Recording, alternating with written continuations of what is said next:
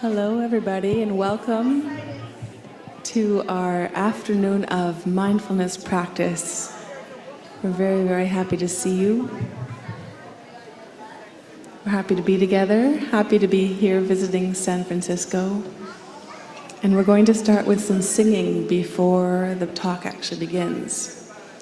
So if you received the program, you'll find words in the program to follow along if you don't know the songs yet. And we'd like to invite you to take this time to settle in, to enjoy some singing together or just listening and breathing deeply. And most of the words for these songs are poems that our teacher wrote. So we're also invoking the energy of our teacher and a deep practice of mindfulness as we sing together. Thank you. So, dear friends, we like to start with I have arrived, so that will help us all arrive. And we can ask ourselves the question as we sing, have I arrived?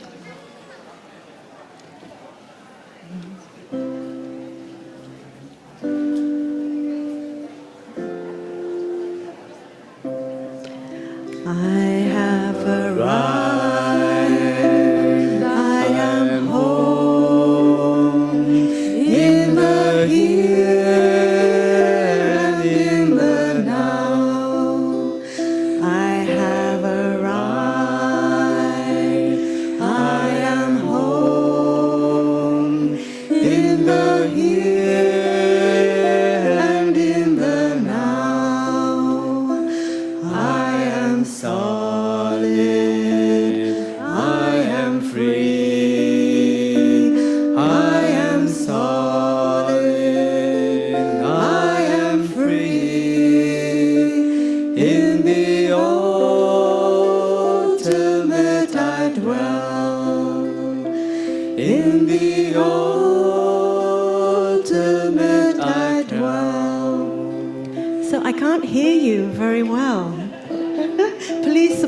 Otherwise we feel very lonely.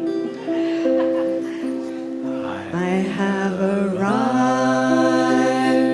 I am home, in the here and in the now. I have arrived, I am home, in the here and in the now.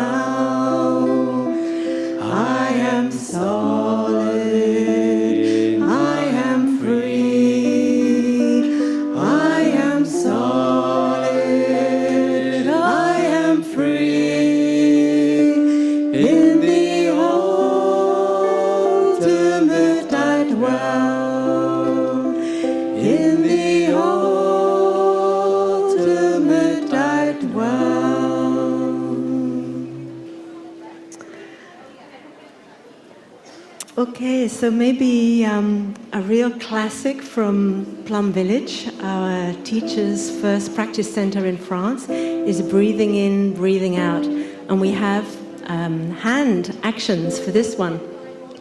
So please join in with us. I have arrived. Nope, sorry, wrong song. Breathing in. Yeah. Breathing in, breathing out, breathing in, breathing out. I am blooming as a flower. I am fresh as the dew. I am solid.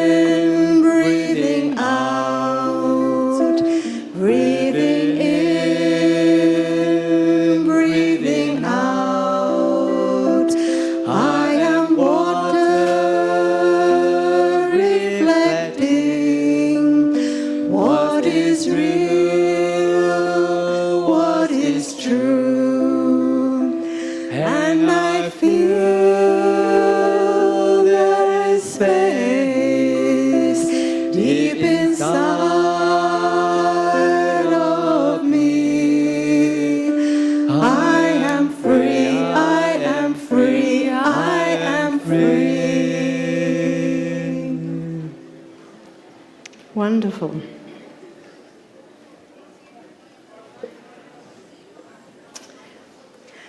So now maybe one to water the seeds of our joy and happiness to be all together here today. We're going to sing Happiness, and we're going to sing it with a bit of a swing so that we really do feel joyful.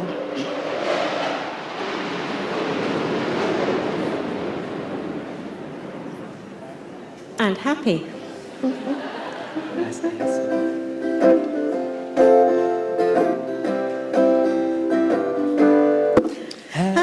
Happiness is here and now. I have dropped my worries. Nowhere to go, nothing to do. No longer in a hurry. Happiness is here and now. I have dropped my worries. Somewhere to go, something to do, but I don't need to hurry. Everybody!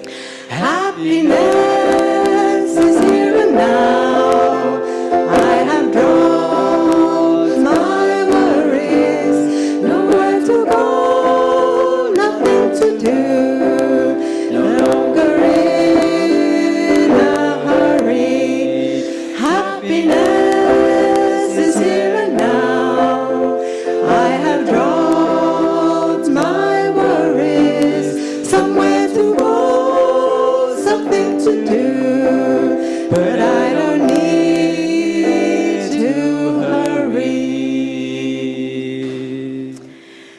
So we are very, very lucky. We have nowhere to go and absolutely nothing to do, just simply enjoy.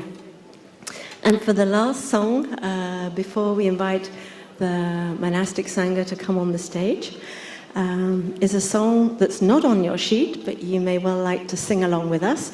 It's called The Mind is a Clear Blue Sky. And so the words are quite simple. Goes, the mind is a clear blue sky. The mind is a clear blue sky. And we're going to sing it twice.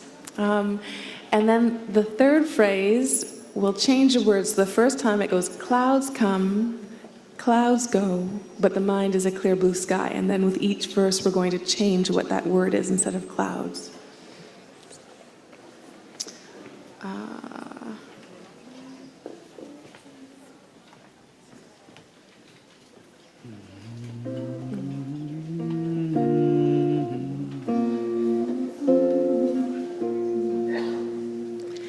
The mind is a clear blue sky. The mind is a clear blue sky. Clouds come, clouds go, but the mind is a clear blue sky. The mind is a clear blue sky. The mind is a clear blue sky. Thoughts come, thoughts go, but the mind is a clear blue sky. The mind is a clear blue sky. The mind is a clear blue sky. Fears come, fears go, but the mind is a clear blue sky. The mind is a clear blue sky. The mind is a clear blue sky. Love, love comes, love goes, but the mind is a clear blue sky. Okay, I think you've all got the hang of it now, so let's all sing it together. The mind is a clear blue sky. The mind is a clear blue sky. Clouds, clouds come, clouds go, but the mind is a clear blue sky. The mind is a clear blue sky.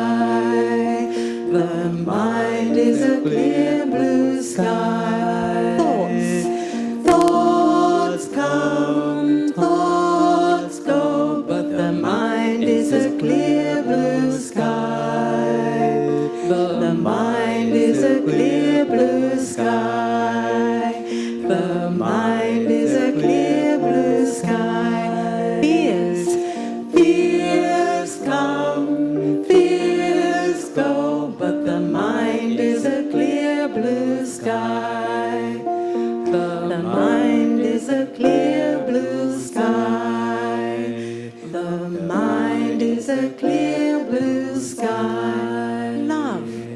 Love comes, love goes, but the mind is a clear blue sky. One more song. We've just been told. And sing the breathing in out again. We could do the island within. Island within, okay. Yeah. The island within. It's also on your song sheet on the right-hand side. So this is a beautiful song about somewhere where we can all take refuge. When difficult emotions come up, where can we go? We come back to ourselves. And this song will tell us exactly how to practice.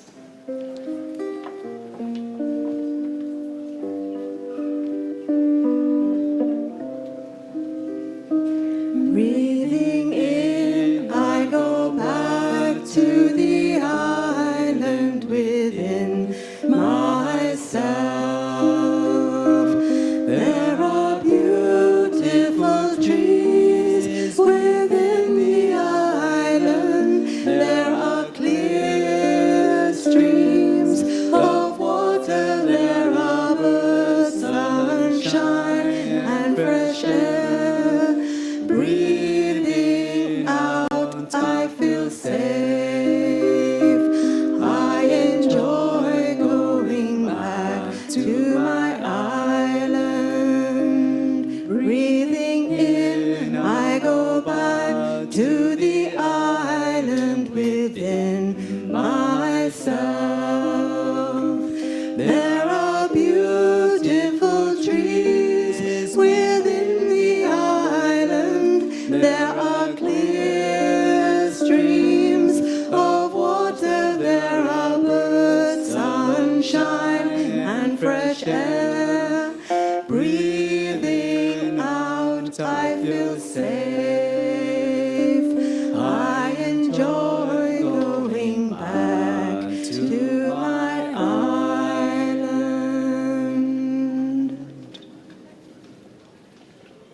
Thank you so much for your listening. And we now invite the sangha to come onto the stage.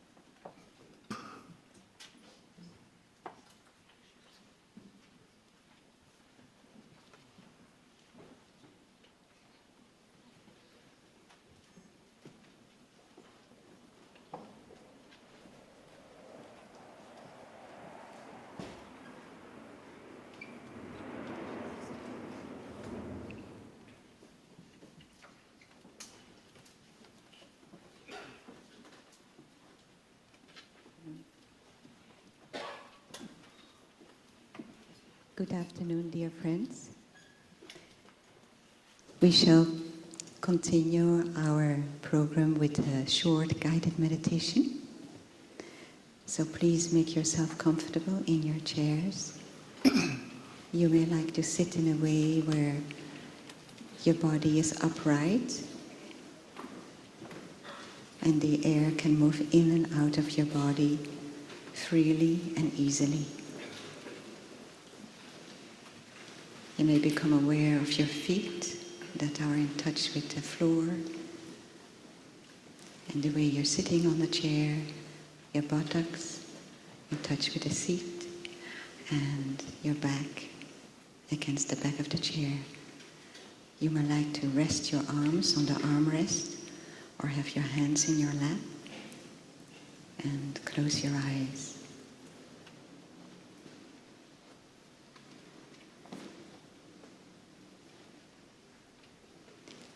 Now we will direct our attention to our breathing and become aware of the air as it moves into our body and out of our body.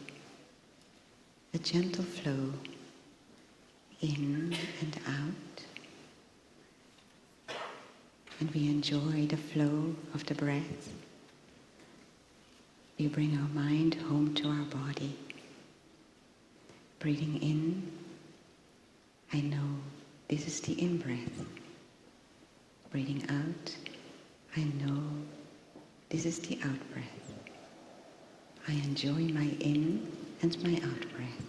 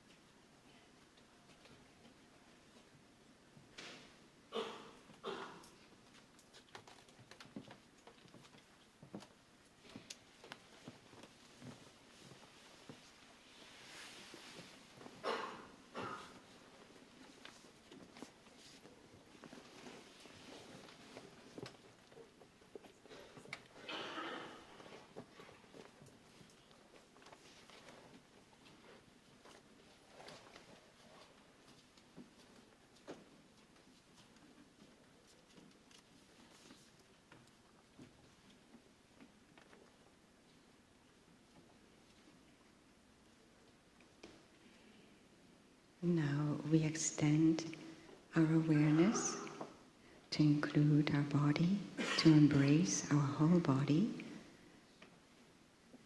from the top of our head until the tip of our toes.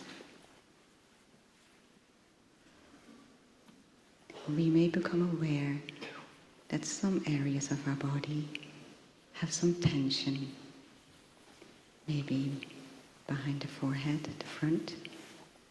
We will notice some tension, or in our shoulders,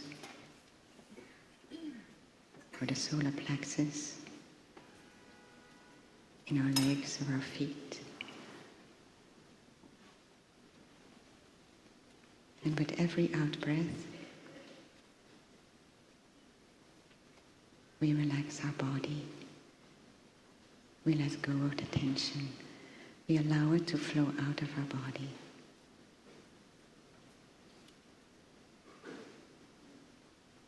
We are aware of our whole body. Any tension in our body. And with every out-breath, ease the tension, allow it to flow out of the body.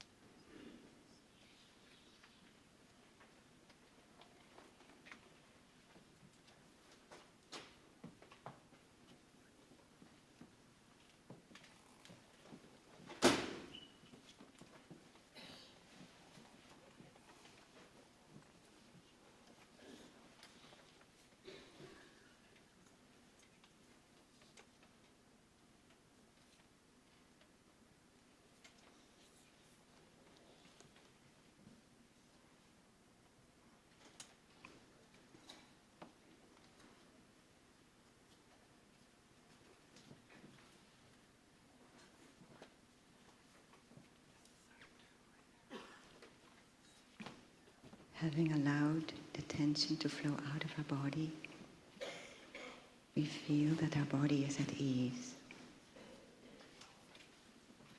We enjoy our body being at ease, and we smile to our body.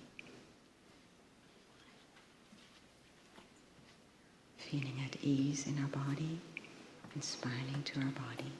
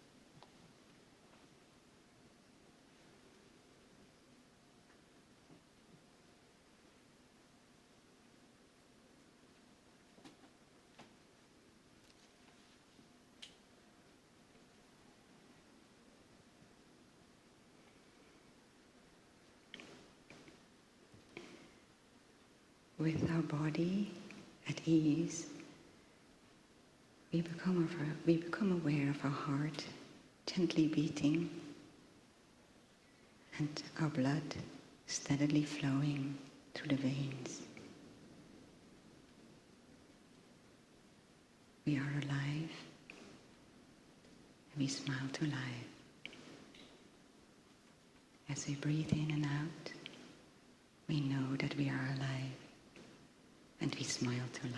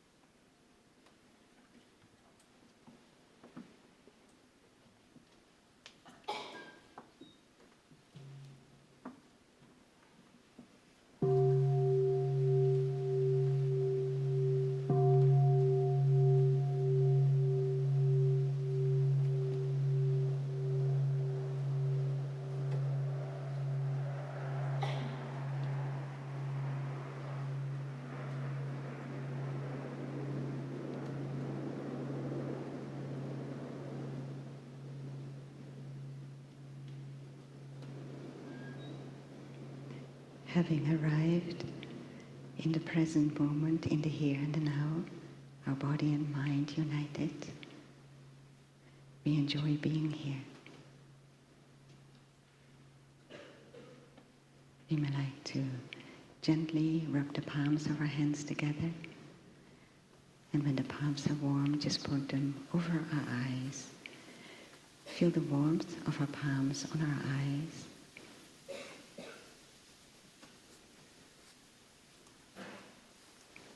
And blink a few times before we take our hands away from our eyes.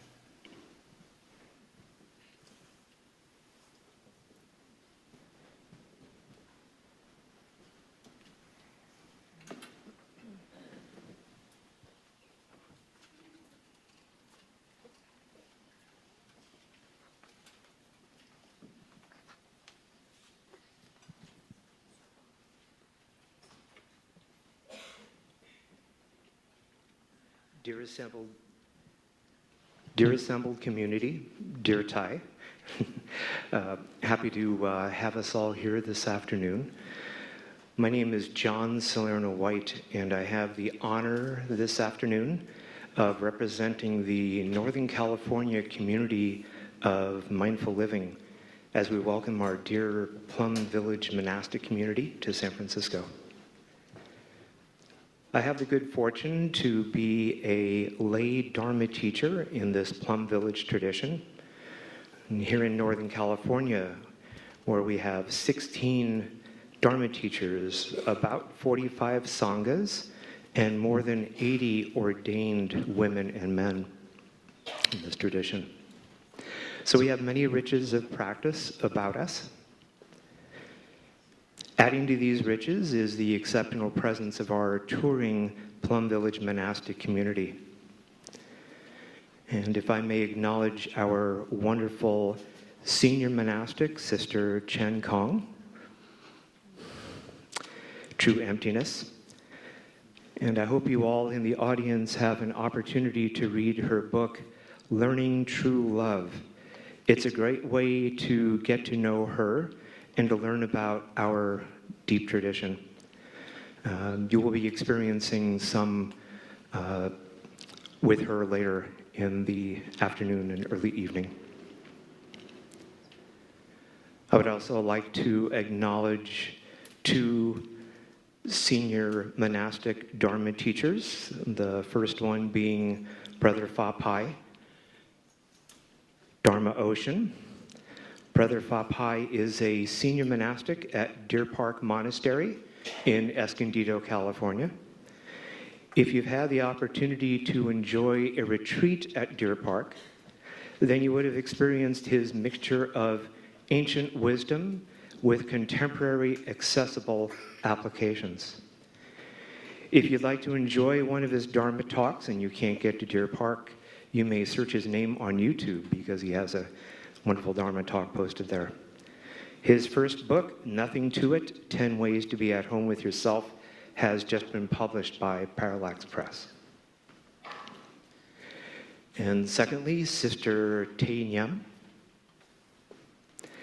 True Vow. Sister The Nghiem is currently the abbess of White Crane Hamlet at Blue Cliff Monastery. There she has been helping to develop Blue Cliff into a wonderful practice center, offering many retreats and other events for the community. She has composed several chants and songs since becoming a nun, and again, going to YouTube, you can search for one of her songs and enjoy that. She has a deep interest in Buddhist psychology and its connection with Western psychology, merging the two to help people heal and touch their fullest potential.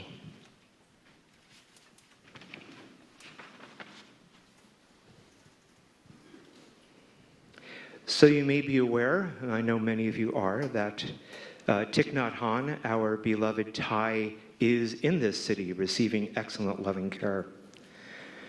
For any of us who've read his books, attended his Dharma talks, practiced with devoted members of this community, we know that Thai is right here within us. So if you want to see Thai, you don't have to look very far. Maybe the person right next to you.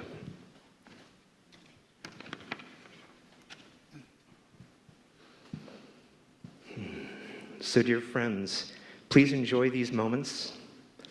Please enjoy your breaths as we continue these strong collective energies that have already begun this afternoon, as we have the opportunity to enjoy the monastics offering the chant of compassion.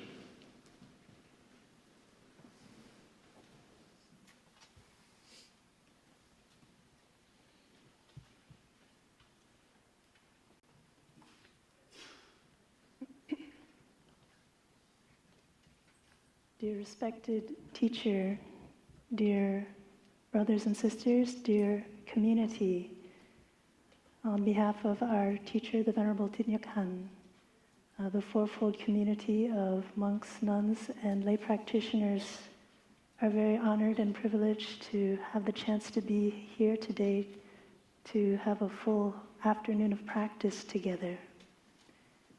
We're very aware this is a Saturday, and of all the places that you've chosen a quiet space to come back to yourselves, to bring the energy of mindfulness into your daily life with us. And we're very appreciative of that. We're very appreciative of your investment today. So we hope that you have a very fruitful, peaceful, and restorative day together with us. We begin with a chant, the invocation of the Bodhisattva Avalokiteshvara. Avalokiteshvara is the embodiment of great compassion that can be found in each and every one of us. In her, she is the fully realized embodiment, because she has the capacity to look and listen deeply, universally, to touch the suffering of those around her, and to offer from that place of deep listening and deep understanding relief from that suffering.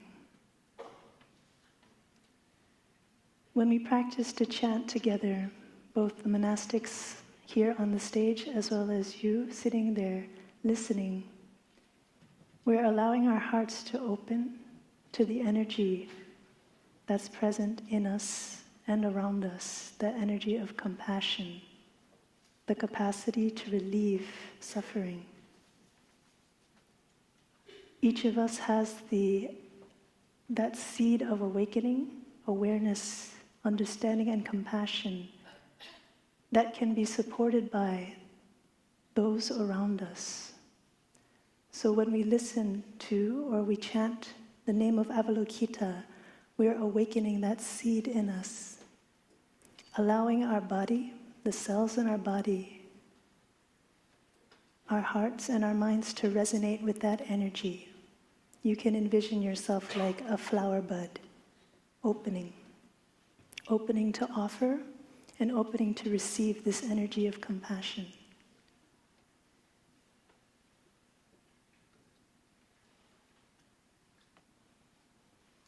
Over the course of this afternoon, we will continue to remind ourselves to come back to our posture, like I'm doing right now. When we listen to the chant, we sit or we stand in a comfortable space so that we can be in contact with our breath.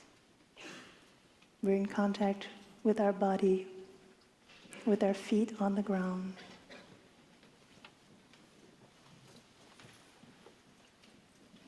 We allow ourselves to come down, from our head into our body with each in-breath and out-breath.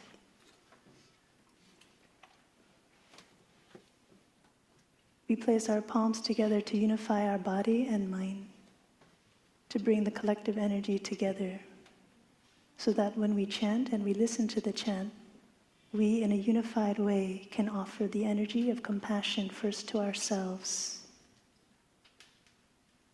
and then to our loved ones and to those all around us. So we invite you to participate. You can chant along with us if you'd like, or just simply receive and allow it to resonate in your body.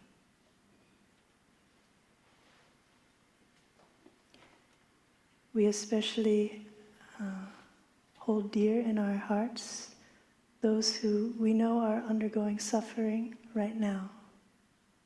Those of our friends or family that have suffered sudden loss. And in the world, those who are suffering great loss because of violence and war. We also hold them in our collective embrace as we chant together, generate the energy of compassion to offer. Thank you. I'd like to invite the brothers and sisters to stand.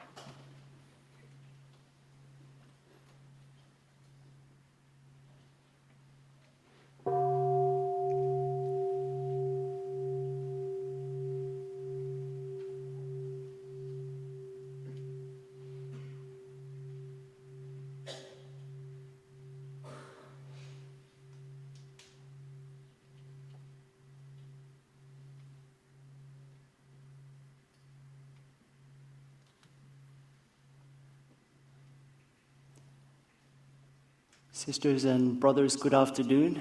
It's a delight to be here together with you. Thank you for choosing to spend your afternoon together with us. For me, as I was sitting here listening to the beautiful chant we just heard, the chant of the Bodhisattva of deep listening, this being that is great compassion. For me, something was touched, and I realized that the practice of mindfulness, this practice of coming home to what's alive in our body, in our mind, in the present moment, is also opening a space of listening, opening a space of availability. We're so occupied and we're so divided in our lives. We're lucky if we're doing 2 or 3 things at once, let alone one thing. So the practice of mindfulness is a practice of coming home and opening this space of availability. We call this arriving. Arriving first of all in our body, arriving with our breath, arriving with what's taking place in our mind and in the world around us. The practice, the Dharma, was described by the Buddha as being lovely in the beginning, lovely in the middle, and lovely at the end. I wonder how many of us experience our meditation practice in this way. Or is it sometimes a bit of a struggle? I won't answer that for you. You can answer it to yourself. A couple of years ago, I was in Australia, and I was sitting in the DMV renewing my driver's license, and a gentleman sat down next to me and said, "So, are you doing something with religion?" I looked at him and said, "How did you guess?" I thought I was low-keying it somehow. And he said, "Well, it's the haircut, it's the brown robe. I thought you were doing something with religion. So why did you decide to become a monk?" I think I can answer for all of my sisters and brothers on the stage when I share that this is the question that we get the most often. Why did you become a monk, or why did you become a nun? So I breathed for a moment, and I reflected back to my childhood. And I realized that there was a spark there. And that was a question that I kept getting asked again and again. Why don't you wake up to yourself? You should wake up to yourself. And so when I reflect on causes and conditions that led me to the spiritual life, I think that was one of them. You need to wake up to yourself. And I think it is a very good question for us to ask ourselves as practitioners. What is it that I need to wake up to? What is it that I need to discover? The Buddha's first teaching was an invitation for us to embark on this journey of discovery. Each of our discoveries will be slightly different, since we all have different situations, different sufferings, different joys. We have different fuel for the insight that's meant to arise in each one of us. So our spiritual journey begins in earnest when we're willing, when we open that space of availability for that question. What is it that I need to wake up to? This is called intentionality. A couple of weeks ago, somebody who has given me a lot of inspiration in my spiritual path, somewhat unintentionally, passed away. His name was Yogi Berra. A very untransmitted Dharma teacher, but a Dharma teacher nonetheless. A number of years ago, I was having tea with my teacher, the Venerable Thich Nhat Hanh, and he said to me, "You know, Brother Phap Hai, if you're really aware, there's not one moment of your life that's not a teaching. That's not an opportunity to wake up. And Yogi Berra is famous for these tortisms, these sayings. And speaking about intentionality, he has a wonderful sentence that he offered out. That is, if we don't know where we're going, we might end up someplace else. So where is it that you're going? What is the discovery that you need to make? Where does your path begin? There was once a student who came to a teacher and said, please tell me where the path is, tell me where the path is. And the teacher pointed her finger down to where the student's feet were and said, right there. Right there in the middle of our busy lives. Right there in the middle of the traffic jam. Right there in the hospital emergency room. Right there with our family. Right there with our anger. Right there with our happiness. That is engaged Buddhism. Engaging with this moment right now. When I was a young practitioner in the early 90s, I was practicing in a Chinese temple, in the Chinese tradition. And they had a meditation class, and I thought it would be very interesting to participate in this meditation class. So I arranged my work schedule so I was able to participate in this class. And there was a wonderful reverend who was teaching the meditation class. She was a long-time meditator. And she began the class by asking us, what is meditation? So the class was about 15 people, and we went around and a few people were answering what is meditation. And for me, I was one of those students in class that always wanted to raise their hand and say, pick me, pick me. I was very sure of my answer. I had my hand in the air and I was straining a little bit. The Reverend looked over to me and said, yes. So I was very confident. And I looked at her and I said, meditation is about balancing the microcosm of my body with the macrocosm of the universe. She took a very long breath. It might have been 2. And she looked at me and said, no. Meditation is about resting your mind on one point. I was disappointed. I wanted the flashing lights and the visions, the floating outside of the body, all of these kind of things. And she said something like, meditation is resting your mind on one point. It took me a week or so to process this. And yet, when we practice Buddhist meditation, some of us approach the practice with wanting peak experiences.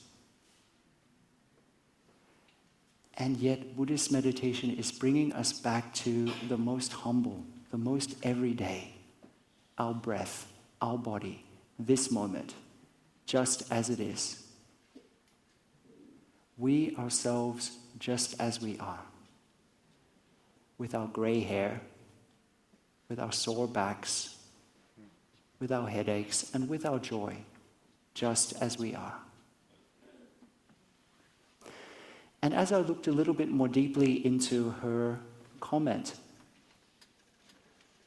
I noticed the word rest. Rest your mind on one point. And I realized that for my practice life, I'd been struggling quite a bit. I'd been pushing quite a lot. And that the real key, the real essence of going deeply in our meditation practice is to develop this capacity that we call rest. To rest our mind, our body, on one point. If we look at our body is a great teacher. All the answers are right there. If we look at our body and we consider, what does rest mean? Our body has an answer right away.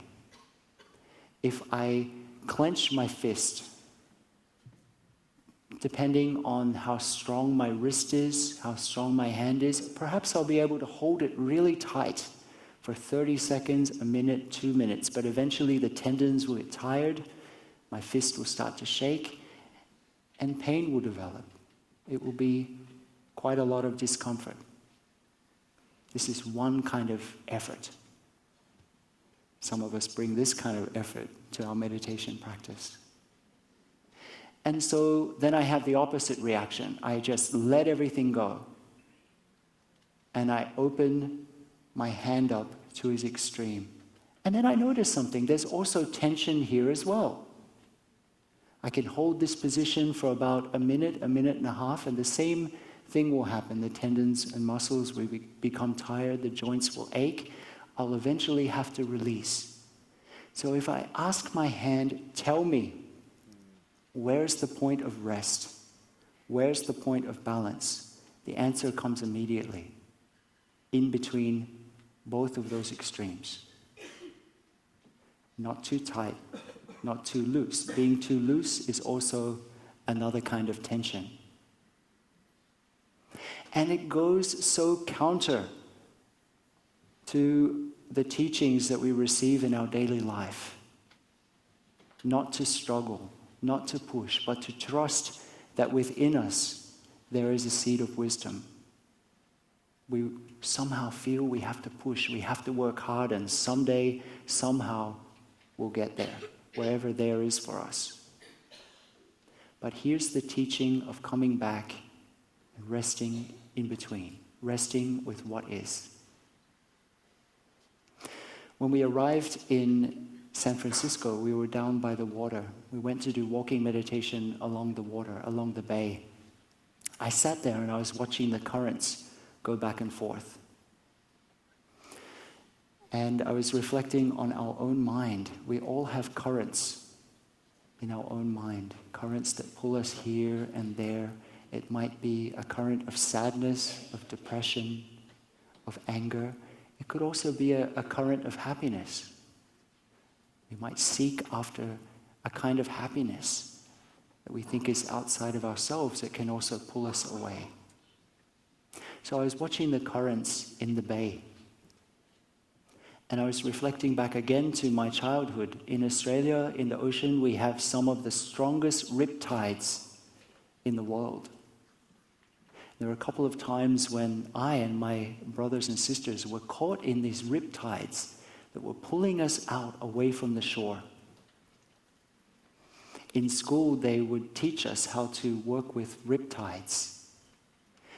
And they would have to offer these classes again and again because it went against our conditioning. When we're being pulled out to sea, our conditioning is to swim back to the shore, to swim against the current. And again they would tell us, don't do that, you'll just get exhausted.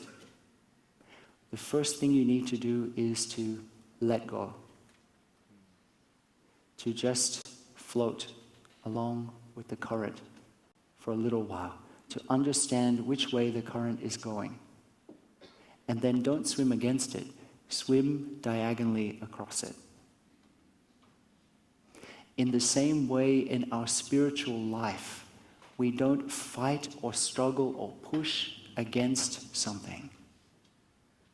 We don't try to get rid of some part of ourselves.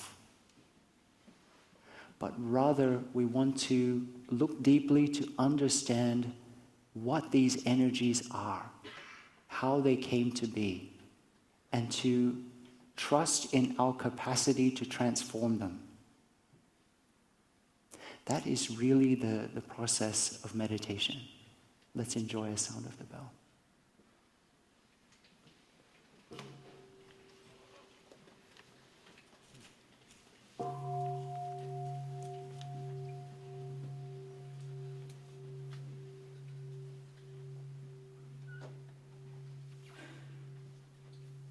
The Buddha's teaching is not that at some undetermined magical point in the future we finally get there, whatever there is for you. But rather it is to turn our attention around and to discover that what we've been looking for has been there within us all along. I think it's important for us as practitioners to examine our approach to meditation. And one way to examine our approach to meditation is to look at the kind of effort we put in. Look at the kind of attention we bring in our daily life. Some of us approach our spiritual practice as if we need to struggle quite a bit and then we're going to attain something. We're finally going to get there one day. We approach our practice as if we are a project in order to fix. We need to get rid of this, transform that, and then at some point in the future everything's going to be okay. We never quite seem to get there. When the Buddha woke up, he said something very interesting. It wasn't, oh, I'm the only person in the world who has this capacity. What he said was, that's strange. Every single living being has this capacity, this unobstructed mind. And that everything has the capacity to wake up. This is good news, isn't it? It may not seem like it at some points in our daily life, but it's very good news. Each one of us, no matter what our circumstances, has the capacity to transform our situation. What an encouraging phrase that is. Our teacher said to us 3 years ago, if you have a human body, you can wake up. When I flew to Ireland earlier this year to offer some retreats, I was at the immigration desk. And the immigration officer said, so is this your first visit to Ireland? I said, yes. What should I go to see? He said, oh, Dublin is filled with pockets of goodness. And I realized that's also a very deep teaching, isn't it? We also are filled with pockets of goodness. Buddhism does not invite us to approach our lives as if we are bad and we are something that needs to be fixed. But from the very get-go invites us to recognize and to cultivate our innate goodness and to recognize and make friends with the innate goodness in others. This, for many of us in the West, is quite a change of perspective. In our day and our time, there's a wealth of teachings available. I would hazard a guess to say there's never been a time when Dharma teachings or other kinds of teachings have been so available as they are today, at the click of a button. So the challenge of our time is not access to the teachings.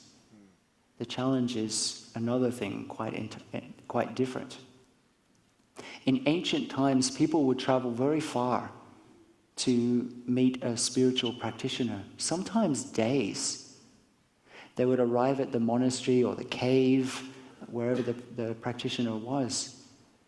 They would ask a question, and they would get an answer that might have just been a word or a sentence. They would ask a question like, tell me what the heart of the practice is. And the teacher would say, go and look at the cypress tree out the front. Or, what is the essence of the Buddha Dharma? Ha! And that was it. That's all they had to practice with. Now imagine that. Where do you go with that? Go and look at the cypress tree out the front. Or, ha! Nowadays we have all kinds of online forums, we have question and answer panels, we have books, we have tapes, we have DVDs, we have so many different things. Our challenge is not accessing the Dharma. Our challenge is putting it into practice. One sentence, the cypress tree out the front, or learn to lift your cup, or one simple practice like bringing our attention to our breath, that most intimate of all experiences, can be enough and is enough to transform our whole situation. One simple practice, one simple sentence.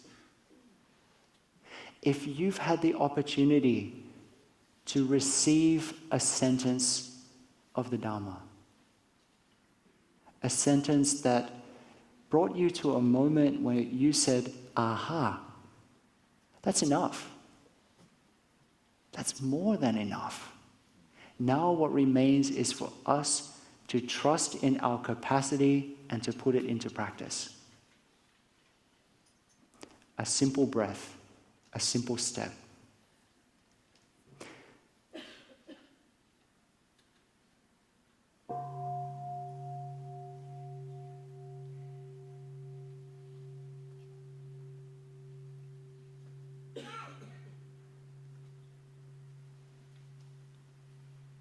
Recently, I've noticed a new kind of suffering emerging for many of us in the United States. It's the suffering of accumulation.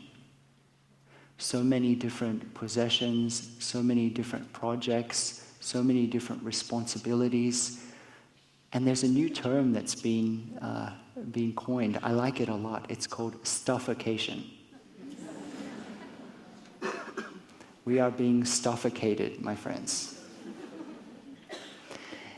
And while I'm enjoying this discourse on possessions, on projects, on different things, I also feel that in our life as practitioners, there's a tendency to accumulate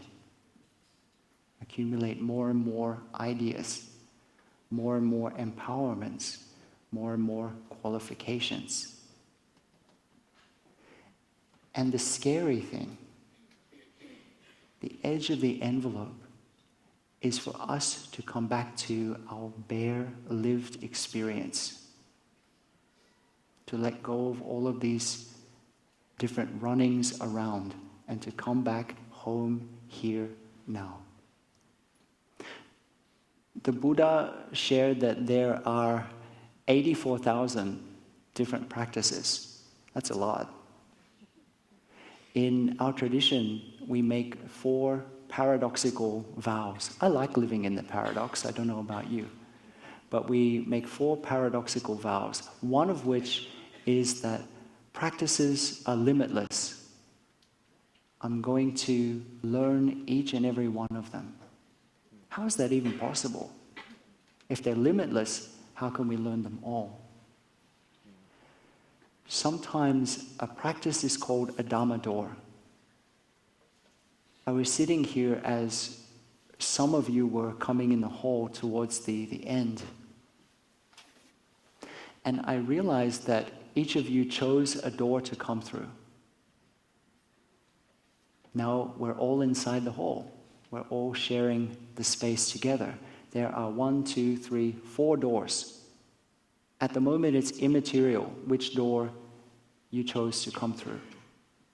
We have all gained the same space. We're all having a similar experience. And yet there's a way to take this a little bit further.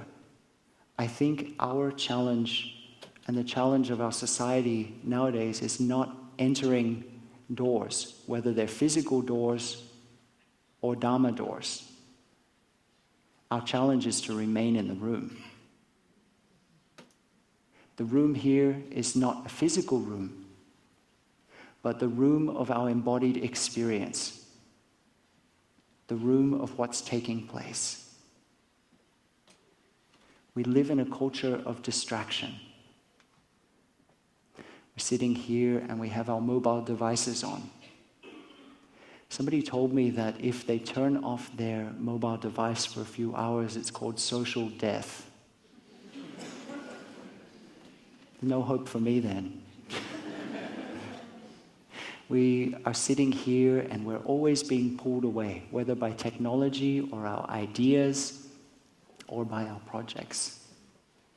The challenge for us is to stay in the room. Staying in the room means choosing to use this moment, however it is, as our practice. This is what is meant by engaged Buddhism. Engaging with each moment of our life as a moment of waking up. We know that there's so much suffering around the world as well as suffering within us. We have a terrible situation in Syria. We have currently a very violent situation in Israel and in Gaza and the West Bank.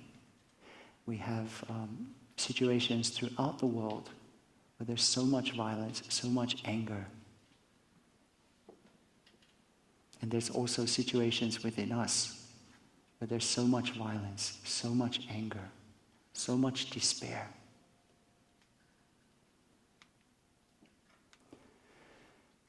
There was a wonderful author by the name of Viktor Frankl who's in my mind lately.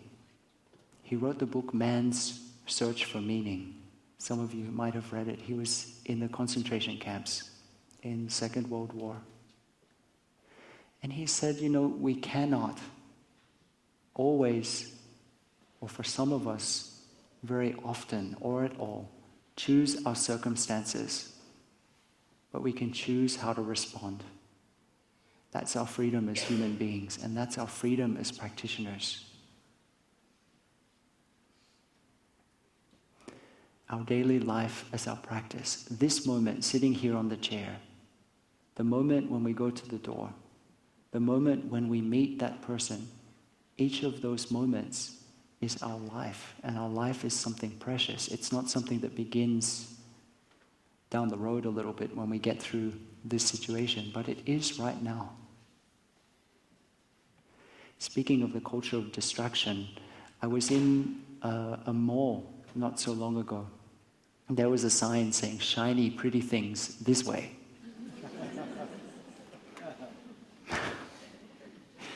I thought, that's quite apt, isn't it? We tend to follow the shiny, pretty things, whether they're the shiny, pretty things of our own mind or the shiny, pretty things of things outside.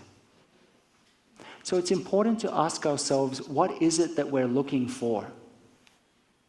I'd like you to ask yourself that question right here and right now. What is it that I'm looking for? What brought me to meditation? If we ask ourselves that question, an answer will hopefully arise. It might be an answer like, I want to become happy. I want to become peaceful. I want to become enlightened. Any kind of word can manifest. There's no wrong answer. Only you know the answer. And usually that's where we stop. We say to ourselves, happy, peaceful, enlightened, and we leave it there. But let's take it in our collective contemplation to the next level. When I say I want to become happy, what do I mean by that? What is the experience of happiness for me? What's the experience of peace for me? Have I ever experienced a moment of peace? How did it feel in my body? How did it feel in my mind at that moment in time? So what's that experience for me? And what is it that's preventing me from touching that experience right here and right now? Our teacher Tay has often told us we know we're practicing correctly if we immediately feel a relief. If we want peace, peace is with us immediately. But often it is our idea of happiness, our idea of peace, that prevents us from being able to touch it right here and right now. And I say that coming from a background of a lot of suffering. When are all the pieces going to come together for us? When is it that we will allow ourselves to come home to this moment, to come home to our body, and to recognize the conditions of happiness that we have right here and right now, as simple as they might be? We're pretty confident that we would recognize happiness, or we would recognize peace, or we would recognize the Buddha if the Buddha walked in the room. Let's not be so sure. There's a delightful story that I love in the Buddhist canon. When the Buddha attained awakening, when the Buddha woke up, a few weeks later he went on an alms round to a nearby village. And as he was on alms round, there was a potter in the village who saw the Buddha's way of walking and saw how vibrant he was looking, and said, so basically in our language he would say, so what's up with that then? And the Buddha said to him, I'm a fully enlightened one. I'm awake to all causes and conditions. I know all minds and all things. The man smiled at him and said, maybe, and then walked away. I guess we could call that the big whatever these days. So here was a person face to face with the Buddha who failed to recognize that. We ourselves in our daily life are face to face with many things, and we're not able to recognize them. An authentic spiritual life is to come back to our body, to come back to our lived experience. In fact, Master Rinzai, Master Linxi, one of the great spiritual teachers in our lineage, said something interesting. He said that the real miracle is not to walk in the sky or to walk on water, but to be able to walk on the earth. Okay. Powerful saying. Now let's take it a bit deeper. On the one level, it's a miracle to walk on the earth in the sense that it's a miracle for somebody, for one of us, for ourselves to be present while we walk, to be present in our body while we breathe. And then there's another level of understanding this teaching. When I looked at this saying, something arose within me, and I realized I have spent most of my life walking through the air of my ideas, my thoughts, my plans, my worries, my anxieties. This air, 2 or 3 inches above my body, most of my life. Or I've walked on the water of strong emotions, walked on the water of different emotions the whole of my life, and rarely have I come back and actually walked on the earth. The earth here is the earth of lived experience, the traffic jams, our family. Our practice is not something to be done only in the morning for 5-10 minutes, an hour, and then in the evening, but each moment. Each moment.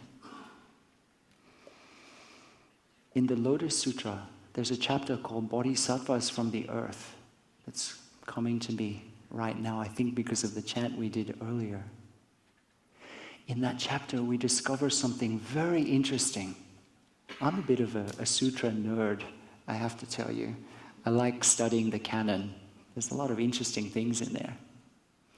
In the Lotus Sutra, in this chapter called Bodhisattvas from the Earth, all of these celestial beings are gathered around the Buddha. And they all say to the Buddha, we want to help you. We want to do everything we can to relieve the suffering, to relieve the difficulties and bring peace to this world, the world of red dust. And the Buddha said, I don't need you. I really don't need you. And then he points, which is a little bit shocking, actually. I don't want all of you. I have all the help I need. And he points out, and the earth breaks open, and all of these beings spring up out of the earth. Out of the earth of lived experience. Not floating around in the sky somewhere, but the soil of our experience, our real suffering, our real difficulties, our real joys. It's you and me. The world doesn't need more people floating in the sky like saints. We need more real human beings. Let's enjoy a sound of the bell.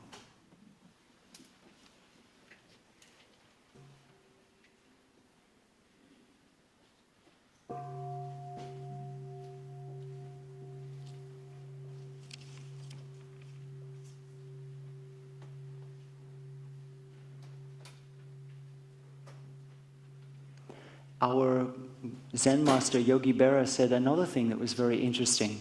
He said we can observe a lot just by looking. But the truth is, we rarely just look. Most of our experiences, most of the things we see, the things we hear, the things we taste, we interpret. We tell ourselves a story about it. It's too hot, it's too cold, this is bad, this is good, this is happiness, this is sadness.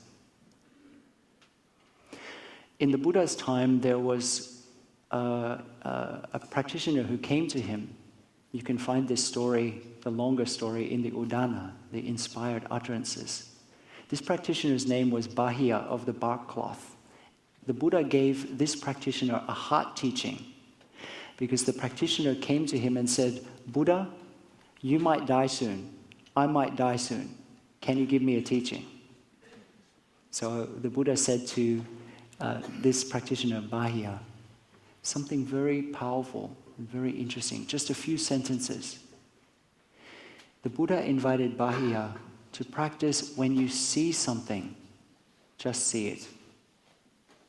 When you hear something, just hear it. When you taste something, just taste it. When you feel something with your body, just feel it. And notice the times that you make something. We call this in Buddhism the second arrow.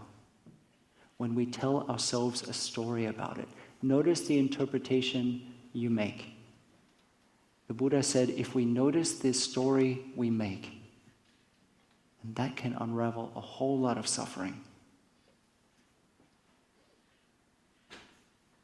Perception is very rarely correct. And it's one of the great learnings of our life when we're willing to admit this possibility to ourselves. That most of the time we don't see things clearly. In the spring, I was in Plum Village. I had a lovely time. I haven't really had a chance to experience the spring for quite a while. So when I was in Plum Village experiencing the spring, one of my great joys was to sit by one of the lotus ponds in Upper Hamlet. They had some ducks on the lotus pond. So I would sit by the lotus pond each day when I walked by it, enjoying two ducks in particular that were always together. And I would sit there just thinking, isn't nature wonderful? These ducks are always together, they're such friends. I'm a bit shy to tell this story. I sort of want to end there and let you figure out the end. But months went by, and I think it became a bit of an in-joke amongst the brothers. Perhaps they were all tittering behind my back as they would see me sitting there and mentioning about the ducks. Finally, my elder brother, Thich Nhat Hanh, he said to me, it was the last week that I was in Plum Village, he said, you know, Thich Phap Hai, those ducks are foam.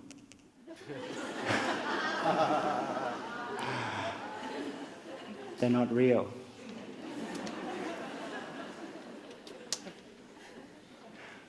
So, what are your ducks? What are the ducks in your life? Let's be honest and open with each other. We all have our ducks. Letting go of the idea of what happiness is, what liberation is, what transformation is, and sometimes how we need to be can be one of the biggest letting goes of our life. Letting go can be two ways. We can let go like this, which is the way we usually do things, or rather than grasping on, we can let go like this. This is the kind of letting go that's needed for our time. Our suffering, our difficulties, our pain, the wound in our heart are not things to be gotten rid of. Not things to push away, to deny. But they're there for us to invite this energy that we call mindfulness to embrace, to look deeply, to understand. If we know how to embrace and to look deeply into our suffering, rather than just being suffering, something that closes us in on ourselves, it can become what we call in Buddhism a noble messenger.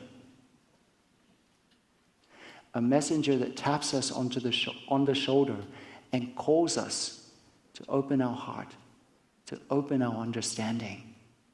This is the invitation for us as individuals and also as a society for this time. I feel grateful to have had the opportunity to have shared a few words with you this afternoon, and now I feel very lucky and very blessed that we'll hear a teaching from our Sister True Vow. Thank you.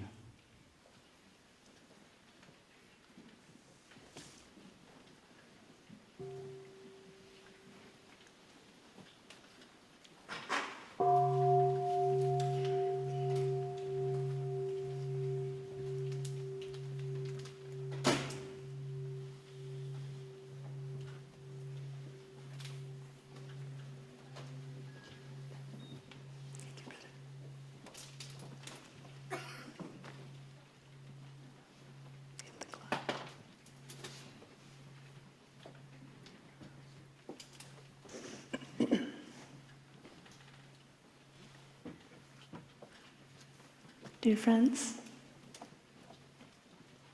thank you, brother. That was very beautiful.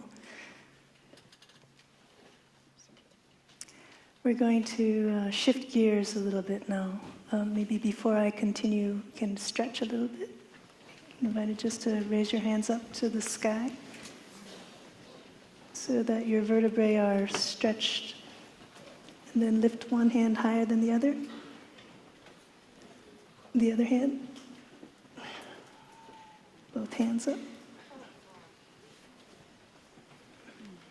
can roll your shoulders back. Hear cracklings and cricklings. And then our neck, rolling our neck.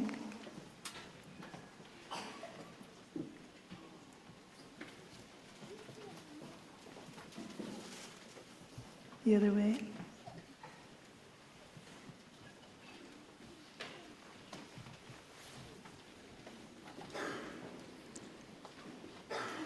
So again, I'd like to bring us back to our body and invite you to become aware of your posture. We've been hearing a very riveting sharing by our brother, and sometimes when we listen, we tend to listen and forget our body. So I invite you to listen in a way that your body continues to be relaxed. Trust me, I'm not going to be sharing in a riveting way like my brother, so there's no need to tense up. Okay? When we hear the sound of the bell, it's an invitation for us to come back to the breath. In our monasteries everywhere in the world, it's our practice just to drop everything and just to be with the in-breath and the out-breath without forcing ourselves to be anything else. Whether we're feeling rushed, we have a place to go to, we're in the middle of a conversation. When we hear that sound, it's giving us permission to come back to our body through our breath. So I'd like to invite you just to listen to the sound of the bell. You might like to put your hand on your belly. And note your natural in and out breath. Relax your shoulders and allow yourself to be fully with the breath the entire time the bell resonates.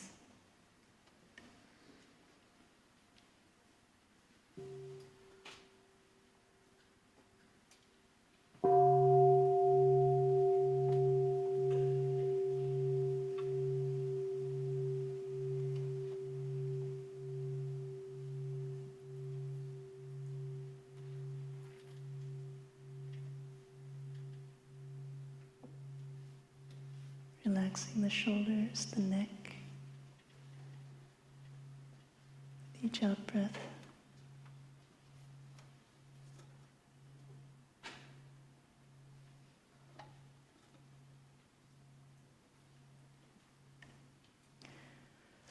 So, dear friends, I'd like to bring a little bit of nature into the hall.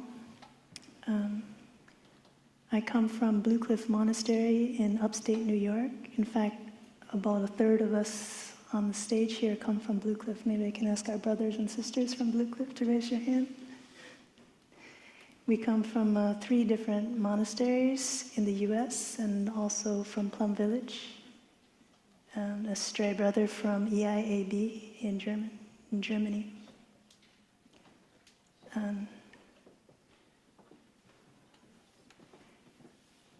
Magnolia, yeah, we're all represented here.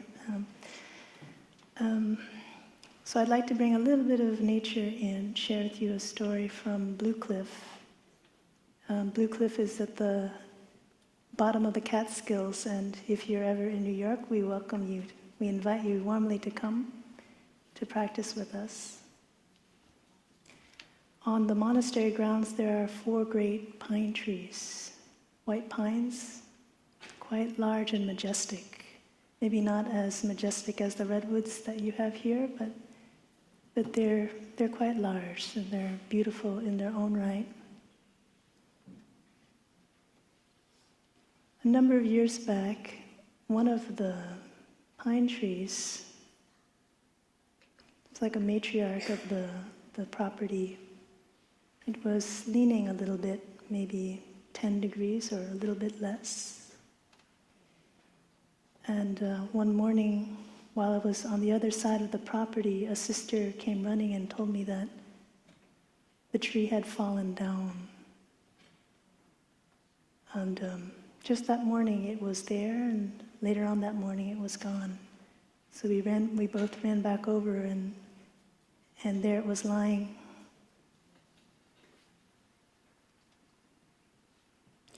We knew that the tree was being eaten by insects, but from the outside it was quite strong still, and one would never have expected it to have fallen so suddenly.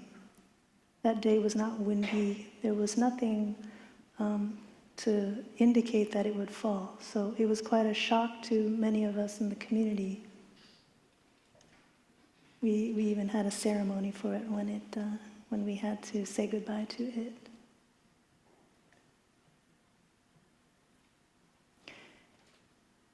And I reflect on this phenomenon that we often see in nature, sudden changes. It reflects a truth that sometimes we neglect to see in our daily life, the law of impermanence. One day something is there, the next day it's gone.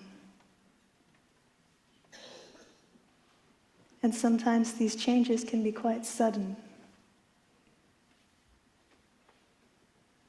It shocks us because we are not well acquainted with this truth in life, that things change.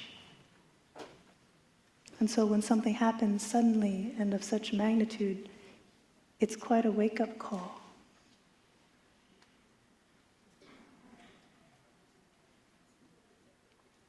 If we're lucky, we touch life in a gentle way, in a way that we can learn without getting through the shock of change.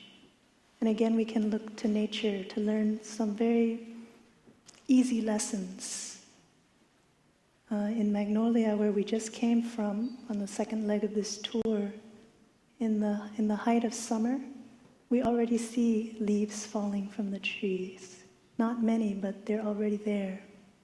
And come fall, they will continue to gather in speed. The trees will let drop their leaves more frequently. But that doesn't mean that the seed of change isn't already there. So if we're lucky, we see these things around us, and we can acquaint ourselves with impermanence in a gentle way.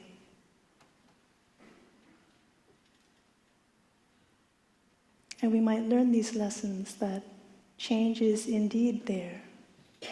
Whether we're looking for it or not, change is there. Change or impermanence,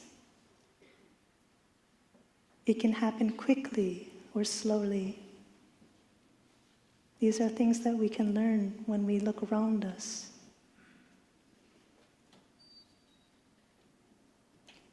A few days before that tree fell, that great white pine fell, it was very windy. And I think that might have contributed to its instability. Maybe it was one of those last few conditions that came together to make it fall. The ground also was not very supportive. And when it came up, it fell with such force that it ripped up the ground below it.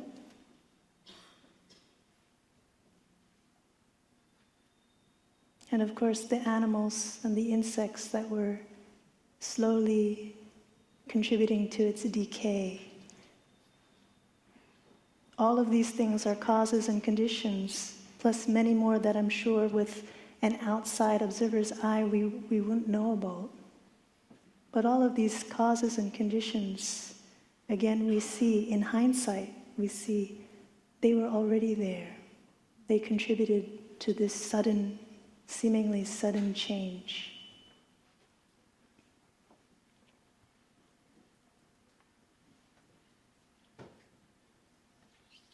So it's really quite relative, depending on our capacity to look deeply at life, how prepared we are for the changes that we see around us, the changes that we see inside us. It could be something as big as the effects of global warming, the sudden shifts in temperatures, in climates, in water levels. It could be something inside of us, like our health. Change. Change in our relationships.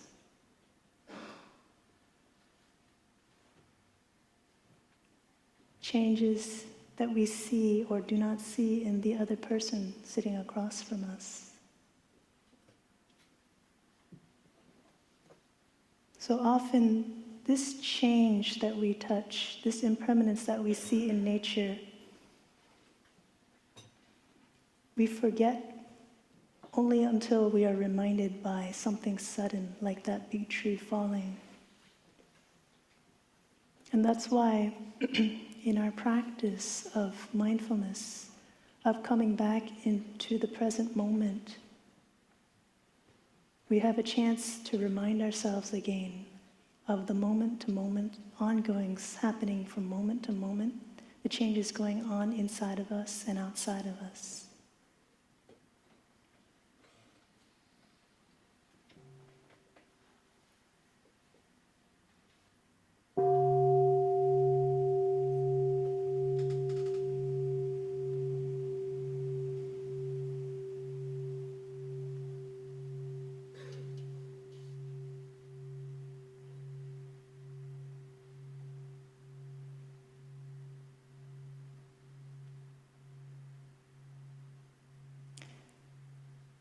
Nature is wonderful in that it can teach us lessons that we can easily receive. one of my favorite teachings from our teacher was that he said, when a storm comes, you don't get angry at the storm. So why do you get angry at the person who becomes angry? Treat the other person as a part of nature. So we can laugh when we think of someone railing and complaining because a storm has come and a storm has gone. But it's not so easy to remember that aspect when it's our loved one, when it's an acquaintance. So one of our practices is to see ourselves as part of nature, and we are a part of nature, aren't we? And the laws of impermanence that apply to nature, that apply to that great pine, also apply to us, don't they? There are sudden shifts in our health. There are days when we get up and we feel really grumpy. There are days when we get up and we feel like we can accomplish everything in the world.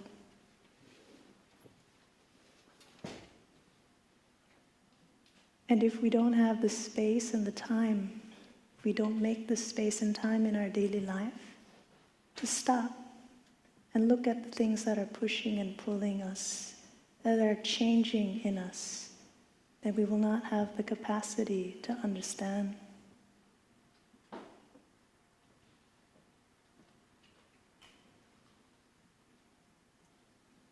So touching the present moment is to be able to see more deeply and to be able to practice and live the insight of impermanence.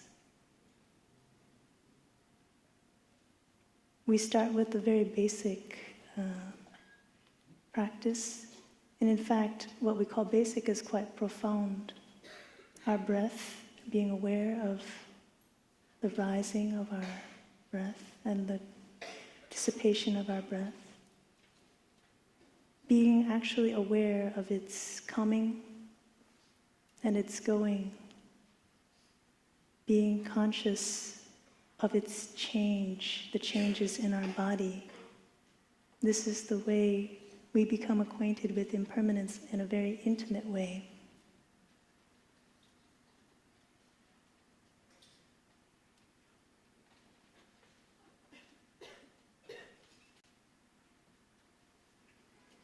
So much suffering comes up because we want things to be different from the way they are. The things that we like, we want to hold on to. The things that we don't like, we push away or we run away from.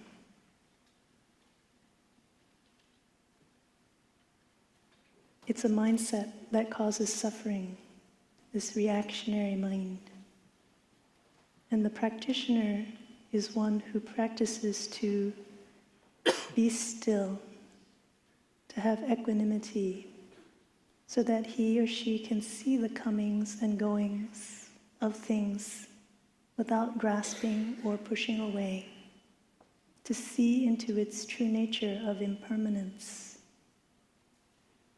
And that helps us live in a more deep, more meaningful way, doesn't it?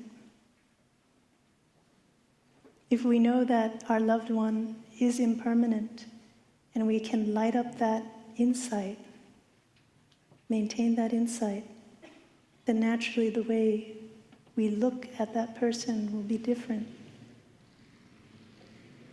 There will be a gratitude there, a kindness, an appreciation, because we know that person will not be in front of us forever. And who knows, maybe it's us who won't be in front of that person forever. So it helps us to live more deeply this insight of impermanence. But we can only live this insight of impermanence by practicing to dwell in the present moment. When we say touching the present moment, it means we come back to ourselves after we've been running somewhere with our mind. We've been distracted by our aversions or our attachments, and we suddenly, with an in-breath, realize my mind has just gone off somewhere. We come back to touch the present moment, to recognize, just to recognize that we had a thought, that we had a feeling, that we're not running or being pulled by that thought or feeling anymore. And that's what we mean when we say touching the present moment. It means to come back to our body, come back to our space right here. But when we say dwelling, when we say dwelling in the present moment, it means that we train ourselves to come back and to continue faithfully using these tools, the tools of our mindful steps, the tools of our mindful breath, to anchor ourselves from moment to moment. When I interact with someone and they're angry at me, am I able to stay with that person in the next moment? Or does my mind start to blame, judge, get defensive? We come back moment to moment with the object of our meditation. So the very basic is we're with our breath. Whatever's going on, we're with our breath. And we can see its rise and fall. We can see the nature of impermanence. We train our mind to be stable, to be with the truth, so that we don't run after something that's not there or is not there in the next moment. So that we don't continue to push away something that no longer needs to be pushed away in the next moment. You see, so practicing to come back, to dwell in the present moment is a real training. It helps us to grapple with our suffering.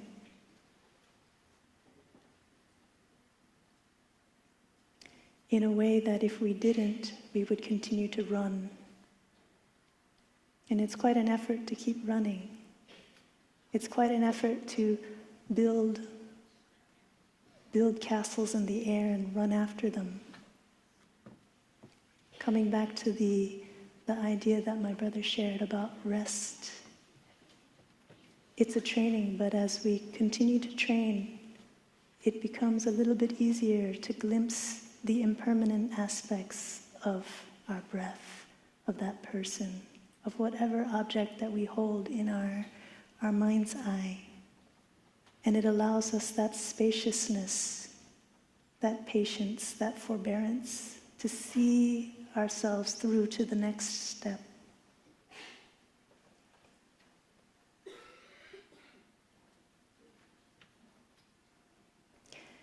The insight of impermanence is one of the doors to liberation. Liberation is a kind of funny word in Buddhism. I think in our modern society we could redefine liberation to be easier to grasp. It's a freedom. Freedom from what? From a kind of suffering, a delusion. When we are deluded, we act in ways that are not in accord, not in harmony with the greater reality. We're like an elephant in a china shop, bull in a china shop, breaking dishes everywhere. So the insight of impermanence, to know from moment to moment that things are changing, and to be in accord with that, is to be free from the suffering of delusion.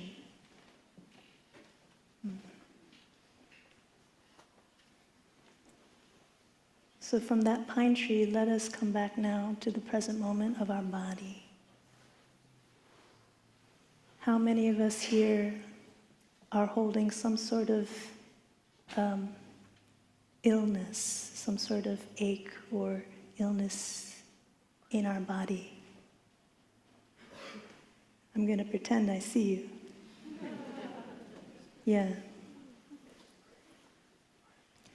Some of us don't have time to even recognize that there's an ache or an illness in our body. Maybe some of us, this is the first time in a whole week that we've been able to sit and just to be without doing anything. Being without doing anything is part of the practice of dwelling in the present moment. It's the foundation for us to look more deeply. Looking deeply, that is our way of saying vipassana. So stopping, samatha, stopping and looking deeply to recognize what's going on in our body. Some of us may be feeling tension in the shoulders, in the neck right now. That's why we stop midway, just to check in with our body. So what does the practice of impermanence, the insight of impermanence look like in our daily life? It means when we take a step, we're not tripping over our feet to get to the place we're going at. It means when we feel something not quite right in the body, right now where you're sitting, with the in-breath, we're aware that it's there. We conscientiously bring our mind to that place, that tension. With the out-breath, we release the tension. We consciously relax. We allow our body to release, to flow with impermanence. When we hold tension in the body, it's often because we're holding tension in the mind. There's something that we have not been able to let go of. I remember when about a year ago, a friend of ours was giving cranial sacral therapy, giving me a treatment. And she's very sensitive to energy and to change. And I had a passing thought as I was relaxing my neck. I was relaxing, but suddenly a very subtle thought, a thought so subtle that I didn't catch it, passed through. And immediately the tension that I was trying to release in my neck came back. And in fact, I didn't know until she asked me, were you just thinking of something?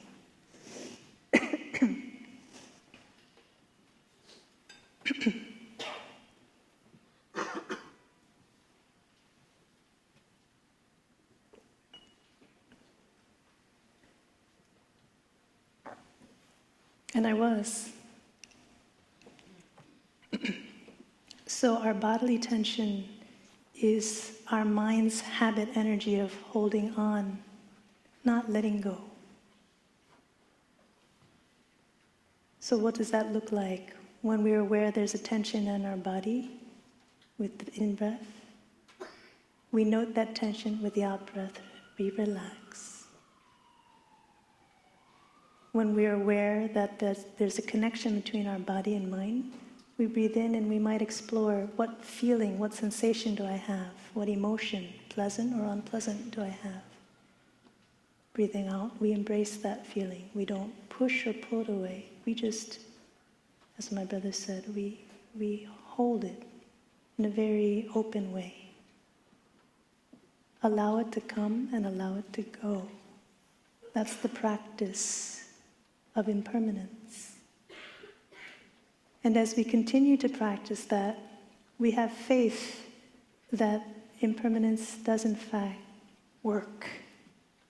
It gives us a forbearance. The things that don't please us, we don't cling to the opposite. The things that please us, we don't cling to it. We just allow it, and we allow it to come and go. And we find that that peace of mind, that deeper peace of mind, in dwelling in that middle point of the present moment, is quite relaxing. It's that deeper peace, that deeper awareness, that deeper clarity that we're all looking for.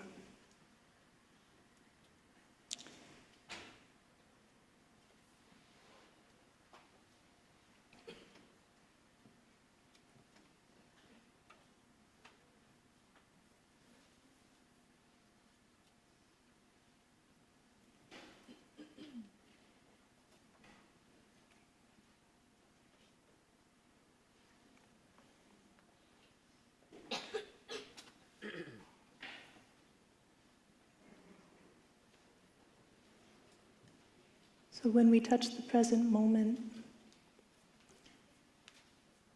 what we'd like to impress upon you is that it is in order to touch nourishment in our daily life, and it's also to help us be able to weather, to touch our sufferings in a deeper and more meaningful way. There are many challenges out there, and our practice, mindfulness practice, Buddhism in general, is not to turn away from the suffering or not to admit that suffering is the only thing there that we need to forbear, to bear through it.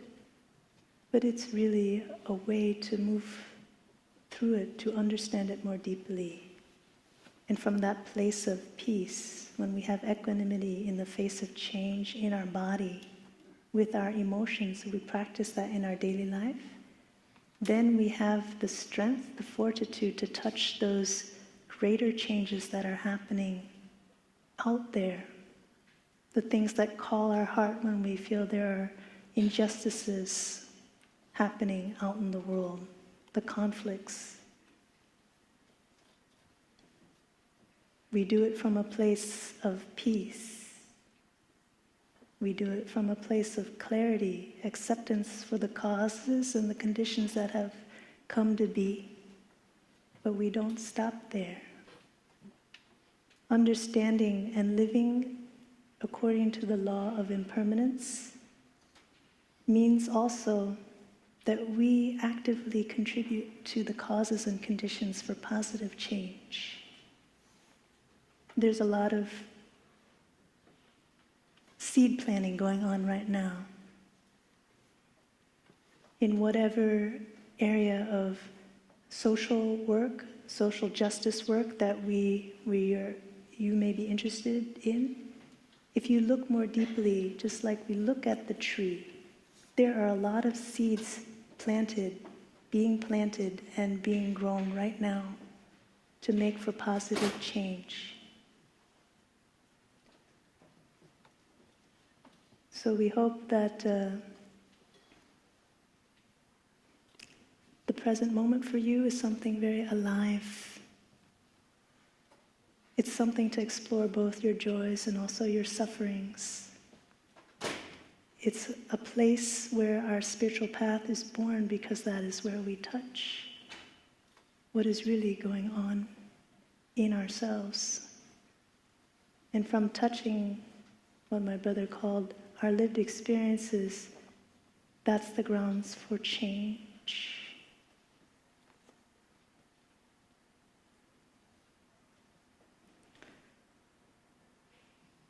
If we have a chance, I'd like to, I don't know if Heather is here, Heather Mann is here, but if we have a chance, we have some information about our Earth Holder Sangha, which is a sangha of many members from all across the US who come together to plant these seeds and continue to grow these seeds in the face of climate change. From that place of practice and equanimity to make the changes that we need to make in order to be resilient in the face of these changes. So if you have a chance after, as you leave, please stop by our information tables to learn a little bit more about how the practice of the present moment can really nurture and strengthen us in these endeavors to reach out, to help, to contribute to better the world.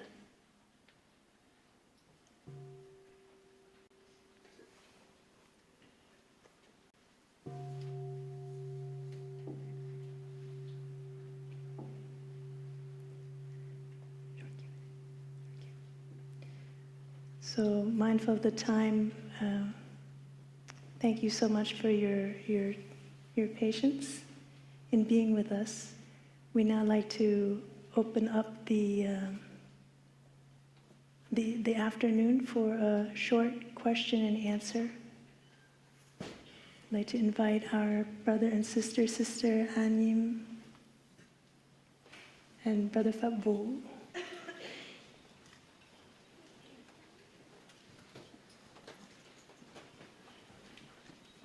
There will be a mic available, so if you do have any questions about the practice of mindfulness, of anything that we've been sharing today, you're invited to come up to the front to ask the question.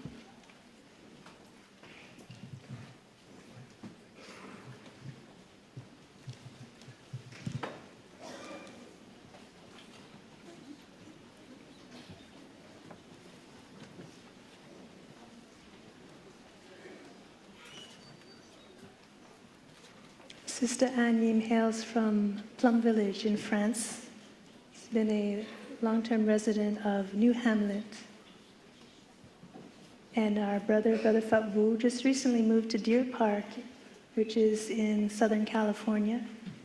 But he's been a long time. He was one of our builders of Blue Cliff Monastery in New York for 7 or 8 years. We're very happy to have them on the panel.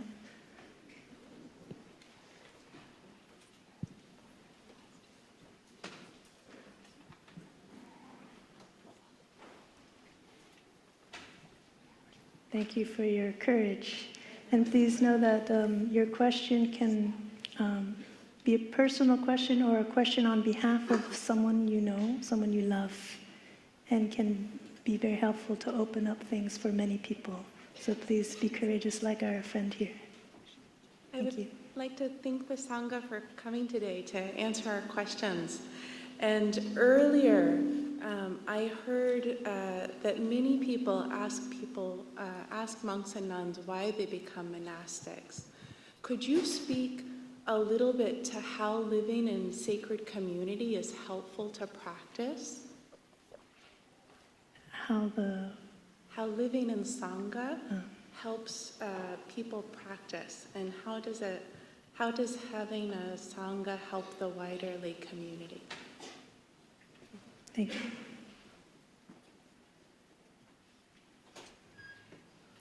Yes, I was asked to repeat the question.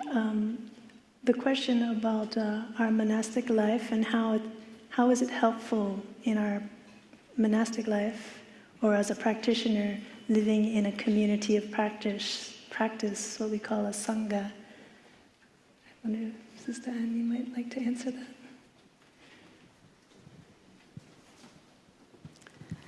Dear respected teacher, dear respected Sister Chanko, and my beloved brothers and sisters, and the beautiful community in front of us.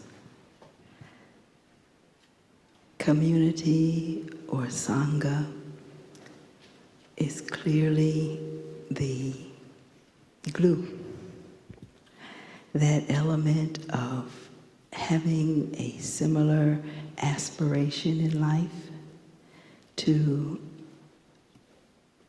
be able to practice the way we've heard described tonight, and surely you've touched before you came today. Practice in such a way that we can recognize what it is we would like to embrace and strengthen in ourselves, but also recognize that within ourselves that we would like to embrace and transform, so that we will be kinder and be able to practice harmlessness towards ourselves, and then be in a better position to help others do the same. Now, when you belong to a sangha, in our case it's a monastic sangha, but it also can be a sangha of any stripe, of any affinity, as long as it's a group of people with a like mind to want to practice towards transformation, towards change, towards forgiveness, acceptance, love, and understanding. When we practice and live together as a sangha, it's really helpful because we all have good days and not such great days. And on the days that I may be feeling a bit, bereft, or I'm experiencing some strong emotion, or I'm just feeling tired because I've been holding on to something I finally was able to let go. How wonderful it is to have my brothers and sisters and the lay friends who visit and live with us in the monastery, to be able to just look out and to see them walking mindfully, participating in activities, smiling, being aware of their movements, their mindful speech, and also being able to have the capacity to listen deeply. And these are some of the very basic practices that we want to develop and cultivate. So being in community and having people around us to help carry the boat when we're not able to contribute as much as we would like, we have to learn to let go and allow the sangha to carry us and to help us. And likewise, there are days when others may feel that way, and we may be feeling stronger. I'm feeling stronger. And then I'm able to contribute my energy, my awareness, and my capacity to embrace my brother or sister so that they too can continue to go as a river.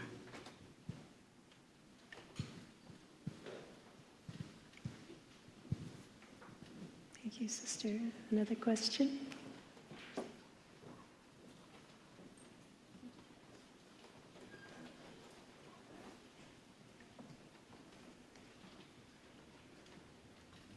Dear Sangha, I'm Tony.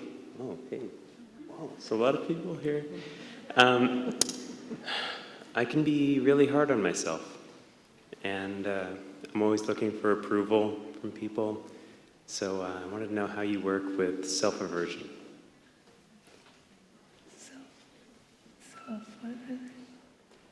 So our brother was sharing that he's very hard on himself, and he was asking how we practice when we notice that we have some or a lot of self-aversion.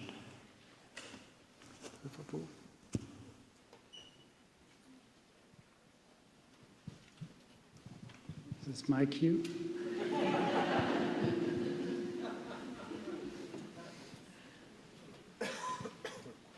Well, give yourself a break.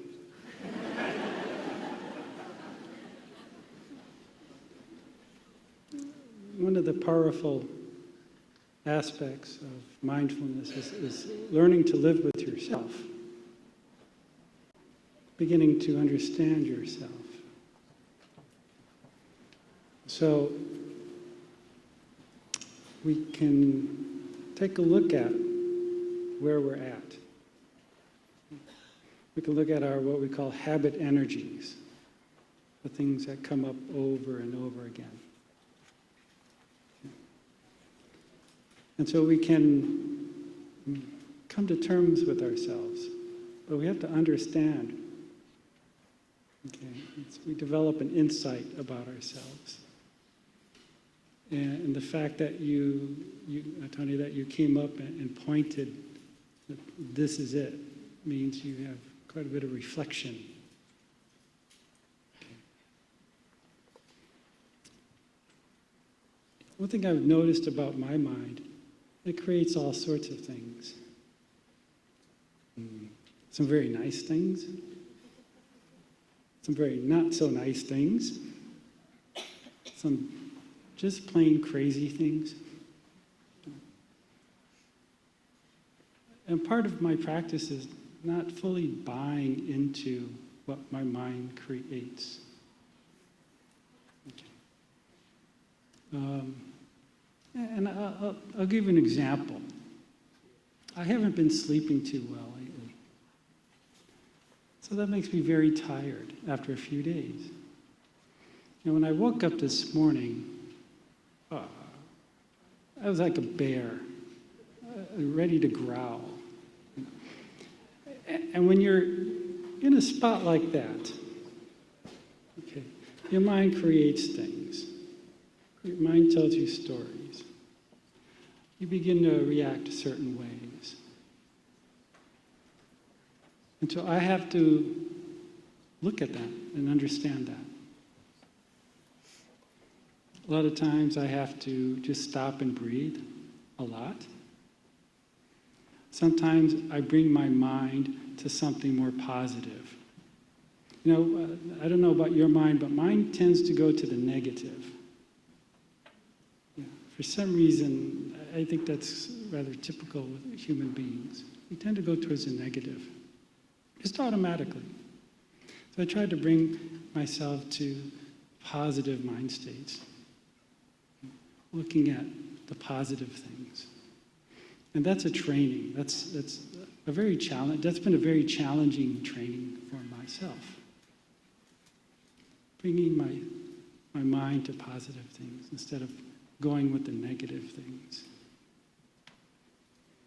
Okay, so when we have these thoughts, these emotions, okay, we want to, typically we just go with it. But now we have a practice that gives us an empowerment to step back a bit. So, okay, this is just what it is. And so we use our breath to calm the emotions down, to calm the mind down, so that we have a little more clarity in our perspective. So instead of looking through a lens of aversion, the lens of grumpiness, the lens of anger, the lens of impatience, etc., etc. We can change our glasses. We can see more clarity.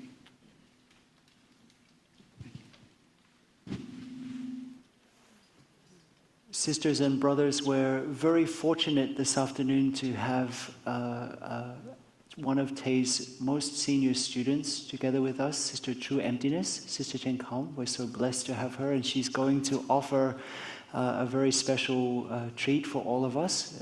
She's going to sing to all of us. If ever you've had the opportunity to hear Sister The Nghiem sing, you know that it's a very special blessing. And so we'd like to invite, as Sister The Nghiem prepares herself, we'd like to invite Denise Nguyen, the director of the Thich Nhat Hanh Foundation, to share a couple of words. Thank you. Thank you, Brother Phap Hai and Sister The Nghiem, for your inspiring talk. I was very moved by it, and perhaps many of you were also moved to either begin or deepen your mindfulness practice. And an important part of that is the question before about community. Many of our great spiritual leaders knew about the importance of community. The Buddha, during his time, knew that he couldn't do it alone. So he built around him a community of monastics. In their last conversations together, Martin Luther King Jr. and Thich Nhat Hanh talked about the importance and their dedication to the beloved community. This is one of the the dedication of Thay of building these wonderful community of monastics. So as part of the program that you received tonight, we included for you a listing of the local sanghas or local mindfulness groups in the Bay Area. So we hope you will come and join them to sustain your practice. It's really important to have a community to do that. We also wanted to let you know about the Wake Up movement. It's for people ages 18 to 35. It's a global movement of young practitioners in this tradition who come together to help build a healthy and compassionate society. So more information about the local mindfulness groups and Wake Up is in the courtyard. And we also wanted to let you know about the Thich Nhat Hanh Foundation. The foundation was created to continue the mindful teachings and compassionate practices of Thay, of Thich Nhat Hanh. And besides our fundings for outreach programs in schools and prisons and for people of color and disadvantaged youth and humanitarian programs, we're also a major support for the monasteries. The local monastery near you is Deer Park Monastery, and there's many of the monks and nuns from Deer Park here, and it's located in San Diego.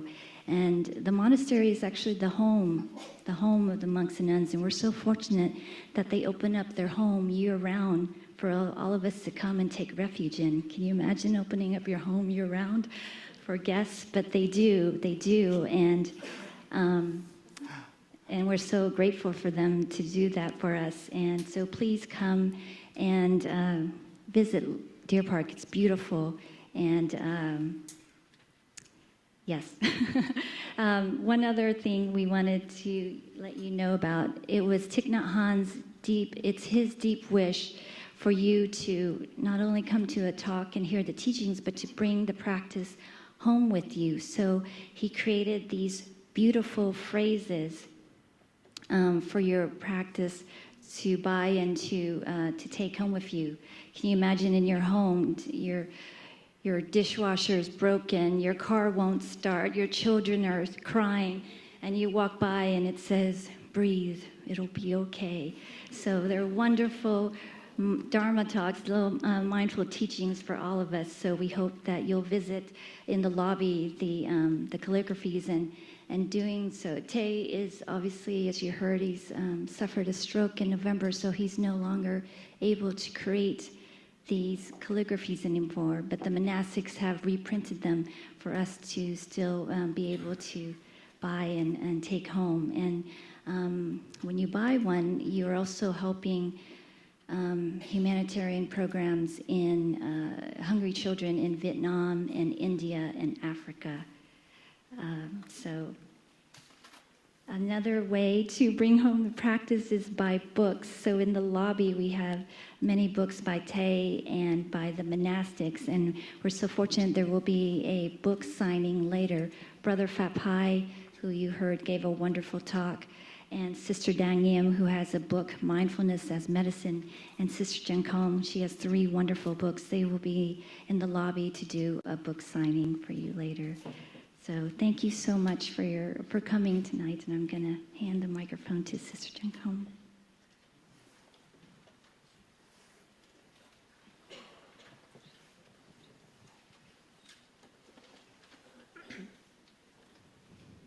Je souris à l'étoile qui au ciel encore luit, au soleil qui lentement nous sort de la nuit, à ce jour qui commence, à l'oiseau qui m'enchante. Je souris au monde et le monde me sourit. Je souris à l'enfant qui vient sur mon chemin. Je pense aussi à tous ceux qui ont faim, ceux qui loin dans ce monde vivent dans la misère, qui ont connu la guerre, qui ont perdu leur mère. I smile to the star that still shine in the sky, to the sun that slowly guides us out of the night, to the day that begins, to the enchanting bird I smile to the world, and the world smiles to me. I smile to the child that crosses my way. I remember also on those who are hungry, those who live in misery all over the planet, who have to face the war, who lost their mother. If sometime my smile is moistened by tears, when I see the great pain that spreads over the world, I shall still be smiling with tears in my eyes, smiling to life, smiling to death. And one day will come when it is bitterly cold, when even my footsteps will not leave any mark. The never-ending current of life's energy will carry me along, and I will not look back. The fear will no longer block my way. My heart finally opens very wide. Then I will become the smile of the earth, of the flower, of the sun, of the wind and the rain. And one day, perhaps, in a very small child, I will open my eyes to the wonders of life, and a little more loving, and a little more smiling. I will continue this wonderful way.